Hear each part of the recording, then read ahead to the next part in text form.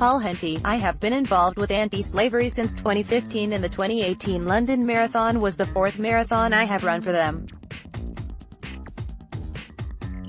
Although the toughest yet, it was the hottest on record. It was an absolute privilege, writes Paul Henty. Preparation, not exactly textbook. Anyone who has ever looked at the textbook marathon preparation schedule knows how unrealistically demanding it is. Apparently 4 months before the race you should be pounding the pavement most nights. To add to the challenge, my wife and I discovered we were expecting our first child. He hasn't arrived yet but has already started taking over our lives. My first training began in January at a hilly half marathon in Cheshire, where snow fell and the wind blew. Unfortunately, it left me with a heavy cold, so I was unable to train for another few weeks. Come the springtime and training conditions did get slightly better, the fundraising was also picking up pace. My family, friends and colleagues, who are used to me championing the anti-slavery cause, responded well to my appeal for sponsorship. My firm, Charles Russell Speechless, also contributed a generous donation. Why Anti-Slavery International? The cause itself also helped me to get out there and run. As a lawyer I have been advising on the Modern Slavery Act, MSA, since its introduction.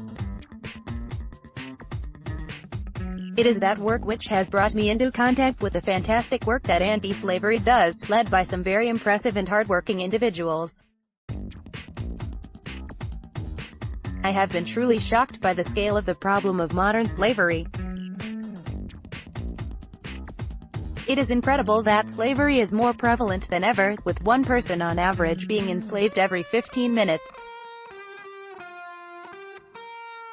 There are reasons for optimism that the battle against slavery is being won.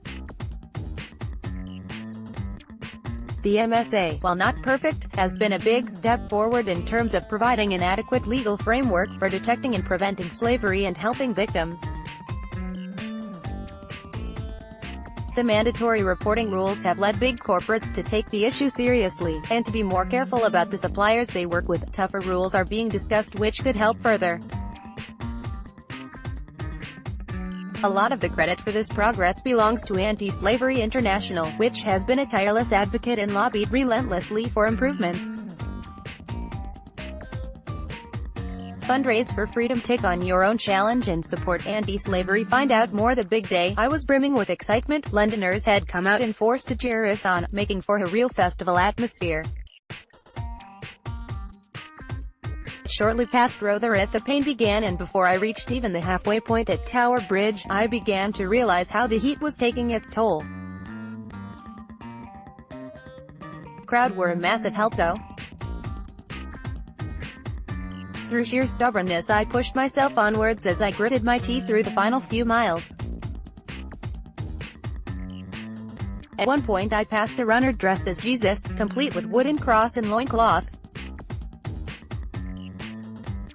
If I've overtaken Christ, I thought, I can't be doing badly. As I crossed the finish line in the mall, there was an immense feeling of relief to have made it. I'm not sure where Jesus finished. It was a tough one.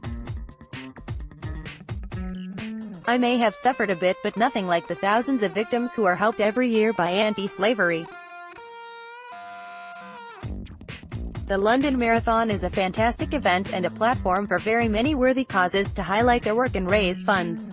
For me, it was even more special to have represented anti-slavery, a small charity punching above their weight in the fight against an immense global problem.